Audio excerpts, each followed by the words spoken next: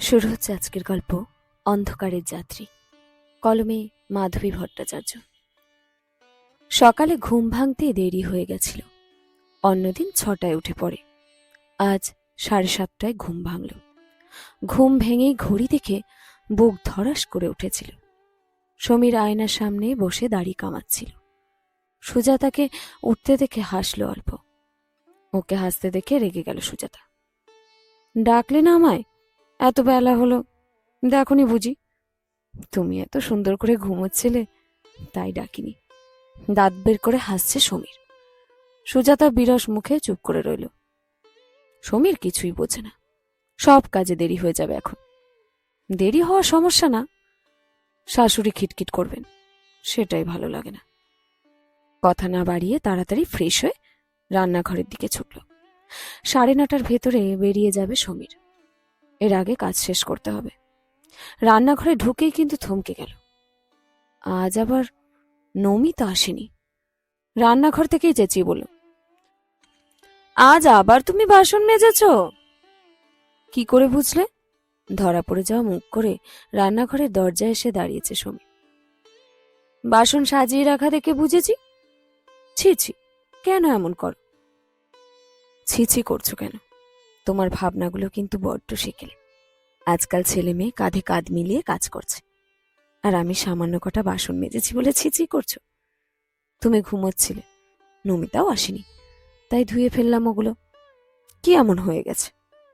স্বামীর দিকে কিছুক্ষণ হাঁ করে তাকিয়ে রইল সুজাতা। মমতার কৌতুক একই সঙ্গে খেলা করছে সমীরের চোখে। ওর মতো অতি সাধারণ মেয়ের কপালে এমন একজন মানুষও ছিল। এমন মানুষের হাত ধরে ধুধু মরুভূমিও পার হয়ে যেতে পারে কেউ। খিটখিটে শাশুড়িকে সহ্য করা তো কোনো ব্যাপারই না। কাজ করতে করতে অন্যমনস্ক হয়ে পড়েছিল সুজাতা। চমকে উঠল শাশুড়ি মায়ের অসন্তুষ্ট গলার আওয়াজে। আর কত দেরি করবে? আমার ছেলেটাকে কি না খাইয়ে অফিস পাঠাবে নাকি? সুজাতা জবাব দিল না। কথা বললেই এখন কথা পারবে। প্রভা বিরক্ত মুখে বললেন, জলদি করো, তারপর তো আবার টিফিনও তৈরি করতে হবে। সমীর স্নান করে টেবিলে বসেছিল খাবারের অপেক্ষায়। এবারে মৃদু গলায় বলল, এত তাড়াহুড়োর কিছু হয়নি মা, টিফিন তৈরি না করলেও হবে, ক্যান্টিনে খেয়ে নেব। ও একা কত পারবে, আজ নমিতাও আসেনি। তুই চুপ কর, আর কত বউয়ের তরফদারি করবি? তোর রক্ত জল করা পরিশ্রমের রোজগেরে দুবেলা পেট পুড়ে খেতে পাচ্ছে, তাহলে তোর খাওয়া দাওয়ার বেলায় এত অবহেলা কিসের? ক্যান্টিনের খাবার খেয়ে শরীর খারাপ হলে বুঝি খুব ভালো হবে?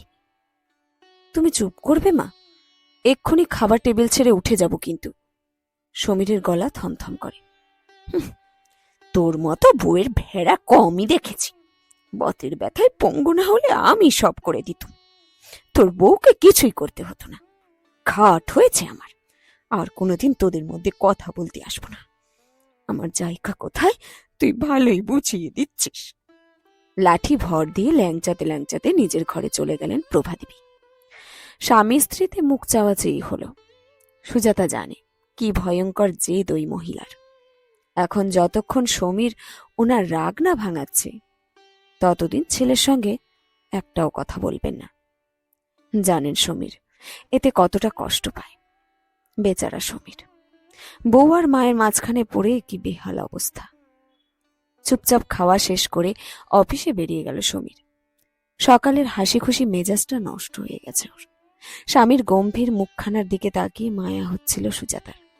বেচারা এখন সারাদিন কষ্ট পাবে মায়ের জন্য। মহিলা এত অবুঝ কেন? ছেলে মাকে কতটা ভালোবাসে সেটা যেন বুঝতেই পারেন না। মায়ের জন্যই হানিমুনটা পর্যন্ত হয়নি ওদের। সমীর বেড়াতে যাওয়ার কথা তাকে বলতে গম্ভীর মুখে বলেছিলেন, হ্যাঁ যাও, দুজনে মিলে বেরিয়ে আসো। বুড়ি মা একা বাড়িতে পড়ে থাকলে কার কি? একা কেন মা, ছোট মাসি কদিন তোমার সাথে থাকবে, আমি কথা বলে নিয়েছি, বলেছিল সমীর। না না না, কাউকে দরকার নেই আমার। নিজের পেটের ছেলেই মায়ের কথা ভাবে না, অন্য কেউ এসে কি উদ্ধার করবে? ও আমি একাই থাকতে পারবো। তোরা ঘুরে আয়, বুড়িমাকে কেই বা বেড়াতে নিয়ে যেতে চায়। সমীর বুঝতে পেরেছিল মায়ের যাওয়ার ইচ্ছে। মাকেও সঙ্গে যেতে বললে সঙ্গে সঙ্গে রাজি হয়ে গেছিলেন তিনি। বেচারা সমীর, অল্প রোজগারের টাকায় হোটেলে 2টো রুম ভাড়া করার সাধ্যই ওর ছিল না। একটা রুমেই মাকে নিয়ে থাকতে হয়েছিল। ওনার খবরদারিতে বেড়ানোর আনন্দটাই মাটি হয়ে গেছিল সুজাতার। হানিমুনের 12:30 তো আগেই বেজে গেছিল। তবুও তিনি ছেলেকে বউয়ের ভেড়াই বলেন। নিজের ঘরেই বিছানায় শুয়েছিলেন প্রভাদেবী। চোখ দুটো জ্বলছিল। সকালে ছেলে বউয়ের বার্তালাপ পুরোটাই কানে এসেছে। তখন থেকেই বুকটা জ্বলছে। তিনিও সুজাতার মতোই নরম সরম সহজ সরল ছিলেন। স্বামী সংসার ছাড়া কিছুই বুঝতেন না। তবু কেন এত অপমান আর অবহেলা সহ্য করতে হয়েছে? অনেক করেও কেন স্বামীর মন পাননি? পান থেকে চুন খসলেই আর রেহাই ছিল না। তীব্র অপমান, বিষাক্ত বাক্য বানিয়ে ক্ষত বিক্ষত হতে হতে ভুলেই যেতেন তিনিও একজন মানুষ। সমীরের বাবা সকালে অফিস বেরিয়ে যেত, ফিরত রাতে। কখনো কখনো অনেক রাত হতো। এত দেরি কেন হলো জিজ্ঞাসা করারও সাহস ছিল না প্রভার। জানতেন জিজ্ঞেস করলেই অনেক অপমান, কটু কথা সহ্য করতে হবে। বেশি কিছু বললে বাড়ি থেকে বের করে দেওয়ার হুমকিও দিত লোকটা। কোথাও যাওয়ার জায়গা ছিল না প্রভার। তাই এত অপমান সহ্য করেও মাটি কামড়ে পড়েছিলেন। কতদিন অসুস্থ শরীর নিয়েও সংসারের সব কাজ করতে হতো। লোকটা খোঁজই নিত না। তবে সময় মতো মুখের সামনে পছন্দ মতো খাবার না পেলেই বুঝিয়ে দিতেও কসুর করত না। স্বামী মানেই প্রভুই হয়। অসুখ করেছে বলার সাহসও ছিল না প্রভার। একবার অসুখের কথা বলায় লাথি দিয়ে ঘর থেকে বের করে দিয়েছিল লোকটা। অসুস্থ শরীরে সারা রাত বাইরে পড়ে থেকেছে। তবু লোকটার দয়া হয়নি। স্বামীর থেকে ভালোবাসা বা সম্মান কিছুই পাননি। তবু সবকিছু মেনে নিয়ে কোনো মতে জীবন কাটিয়েই দিচ্ছিলেন। সমীর এসব কিছুই জানে না। ওর 3 বছর বয়সেই মারা যায় লোকটা। নিজের বাবার সম্বন্ধে সমীর কোনো খারাপ ধারণা নিয়ে থাকুক সেটা চাননি, তাই চুপ করেই থেকেছেন। সুজাতা তার মতোই সাধারণ মেয়ে, কিন্তু সমীর যেন বুক দিয়ে আগলে রাখে ওকে। যত দেখেন ততই নিজের কথা মনে পড়ে যায়। তিনি যা যা পাননি সব এই মেয়েটা পেয়ে যাচ্ছে অতি সহজে। কেন? এই মেয়েটার থেকে কিসে কম ছিলেন তিনি? তাকে কেন এত যন্ত্রণা সহ্য করতে হয়েছে? তিনি যা পাননি এই মেয়েটাও তা পাবে না, কিছুতেই না। জ্বলন্ত চোখে দেওয়ালে ঝোলানো স্বামীর মালা পরানো ছবিখানার দিকে তাকিয়ে রইলেন প্রভাদেবী। অনেক হয়েছে, বরং আর নয়। লোকটাকে মন থেকে ঘৃণা করেন। উঠে গিয়ে ছবিটা তুলে নিয়ে মেঝেতে আছড়ে ফেললেন। কাজ ভেঙে চুরমার হয়ে ছড়িয়ে পড়ল মেঝেতে। ছুটে এলো সুজাতা। মেঝেতে ছড়িয়ে থাকা কাচের দিকে তাকিয়ে হতভম্ব হয়ে বলল, ছবিটা ভাঙল কি করে মা? হাওয়ায় পড়ে গেছে, নির্বিকার গলায় বললেন প্রভাদেবী। হাওয়া? কই, আমি তো টের পেলাম না। সুজাতা অবাক হয়ে গেল। বলি, কানা নাকি তুমি? পাখা চলছে দেখতে পাচ্ছ না? চেঁচিয়ে উঠলেন প্রভাদেবী। উত্তর না দিয়ে চুপচাপ ভাঙা কাজ পরিষ্কার করতে শুরু করেছে সুজাতা। খেকিয়ে উঠলেন প্রভাদেবী। থাক, তোমাকে আর হাত ব্যথা করে কাজ করতে হবে না। তোমার হাতে ব্যথা হলে ছেলে ভাববে মা আবার বউকে দিয়ে কি সব কাজ করিয়ে নিয়েছে। দূরাও আমার চোখের সামনে দিয়ে। আহত চোখে একবার তাকিয়ে বেরিয়ে গেল সুজাতা। দড়াম করে দরজা বন্ধ করলেন প্রভাদেবী। অসহ্য লাগে মেয়েটার ন্যাকামি। ছেলে প্রশ্রয় দিয়ে দিয়ে আরো মাথায় তুলেছে। দরজা বন্ধ করে কি শান্তি আছে? সুজাতা একটু পরেই জলখাবার নিয়ে এসে দরজায় ধাক্কা দিল। মা, দরজাটা খুলুন, আপনার খাবার এনেছি। জবাব দিলেন না প্রভাদেবী। ডেকে ডেকে সাড়া না পেয়ে চলে গেল সুজাতা। বাঁচা গেল। দুপুরেও দরজা খুললেন না। বিকেলে সুজাতা ব্যস্ত হয়ে ক্রমাগত ডাকাডাকি করে যেতেই থাকল। উঠুন মা, অল্প কিছু খেয়ে নিন, শরীর খারাপ করবে যে। দরজাটা খুলুন। দাঁতে দাঁত চেপে পড়েছিলেন প্রভাদেবী। কিন্তু সুজাতা থামছেই না, ক্রমাগত ঘ্যান ঘ্যান করে যাচ্ছে। রাগ সামলাতে না পেরে উঠে গিয়ে দরজা খুললেন প্রভাদেবী। চেহারায় উৎকণ্ঠা নিয়ে দাঁড়িয়েছিল সুজাতা। কি কি হয়েছে আপনার? এত সময় ধরে ডাকছি, সাড়াই দিচ্ছেন না যে। আমি তো ভয় পেয়ে গেছিলাম। কেন ডাকছিলে? প্রভা শীতল গলায় বলেছেন। আপনি তো খাননি কিছুই, এখন খাবেন? নিয়ে আসবো? জবাব দিলেন না প্রভাদেবী। মৌনতাকে সম্মতির লক্ষণ ভেবে তড়িঘড়ি ভাতের থালা সাজিয়ে নিয়ে এলো সুজাতা। বাতের যন্ত্রণা বেশি বাড়লে ঘরে বসে খাওয়া সারেন প্রভাদেবী। এ ঘরে একটা টেবিল রাখা আছে তার খাওয়ার জন্য। জ্বলন্ত চোখে খাবারের থালার দিকে তাকিয়ে এগিয়ে গেলেন প্রভাদেবী, এবং সুজাতা কিছু বুঝে ওঠার আগেই থালাটা তুলে নিয়ে ছুঁড়ে ফেললেন। ঘরময় ছড়িয়ে পড়ল ভাত তরকারি। হতভম্ব সুজাতার দিকে তাকিয়ে দাঁতে দাঁত চেপে বলে উঠলেন, নিজে খেয়েছ তো পেট পুড়ে, তাতেই পেট ভরে গেছে আমার। সবকিছু ধ্বংস করতে এ সংসারে এসেছ। মা ছেলের সম্পর্কটা তো শেষই করে দিচ্ছ। আমার ছেলে কখনো এমন ছিল না। সুজাতা বলতে পারল না সারাদিন উৎকণ্ঠায় সেও কিছু খায়নি। সমীর টেনশন করবে ভেবে ওকেও জানায়নি। শাশুড়ি মা এখনো দরজা না খুলে সমীরকেই ফোন করত সে। কেঁদে ফেলল সুজাতা। প্রভা ওর মুখের ওপর দরজা বন্ধ করে দিলেন আবার। অফিস থেকে ফিরে সমীর দরজায় ধাক্কাধাক্কি শুরু করেছে। কাঠ হয়ে পড়ে রইলেন প্রভাদেবী। ছেলের ডাকে সাড়া দিলেন না। মাকে চুপ দেখে সমীর আবার বলল, এরকম করতে থাকলে কিন্তু একদিন আর বাড়ি ফিরে আসবো না মা, দেখে নিও। সুজাতাকে নিয়ে কি সমস্যা তোমার, খুলে বলতেই হবে। চুপ করে রইলেন প্রভাদেবী। কি বলবেন ছেলেকে? সুজাতাকে নিয়ে কোনো সমস্যাই তো তার নেই। শুধু মেয়েটার সুখ দেখলে মনে পড়ে যায় নিজের বঞ্চিত জীবনের যন্ত্রণা।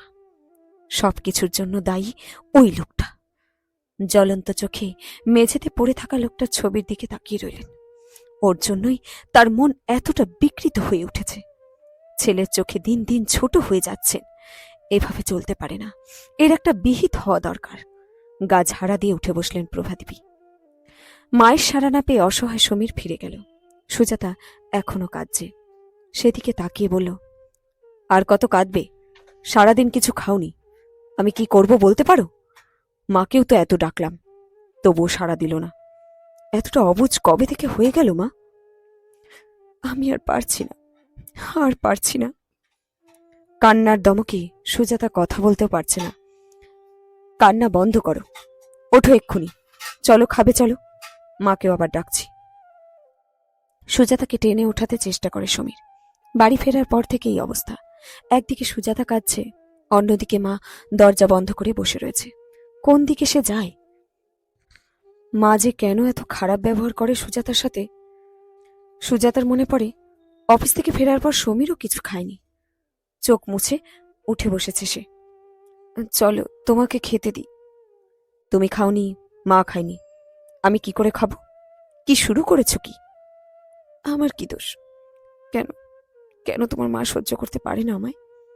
আমার জন্যই তো এত অশান্তি। আমি একদিন চলে যাব এই বাড়ি ছেড়ে, সত্যি বলছি। এসব কি বলছো? জানি মা তোমার সঙ্গে খারাপ ব্যবহার করে। আসলে অল্প বয়সে বাবাকে হারিয়েছিলেন তো, একা একা অনেক কষ্টে বড় করেছে আমায়। সে কারণেই হয়তো অমন খিটখিটে হয়ে গেছে। আমার কথা ভেবে মাকে ক্ষমা করে দাও। আমি যে তোমাকে ছেড়েও থাকতে পারবো না, মাকে ছেড়েও না। আমি কোথায় যাব? স্বামীর করুণ অসহায় মুখের দিকে তাকিয়ে বুক মুচড়ে ওঠে সুজাতার। মুখে বলা যতটা সহজ, কিন্তু সত্যি কি এই মানুষকে ছেড়ে যেতে পারবে?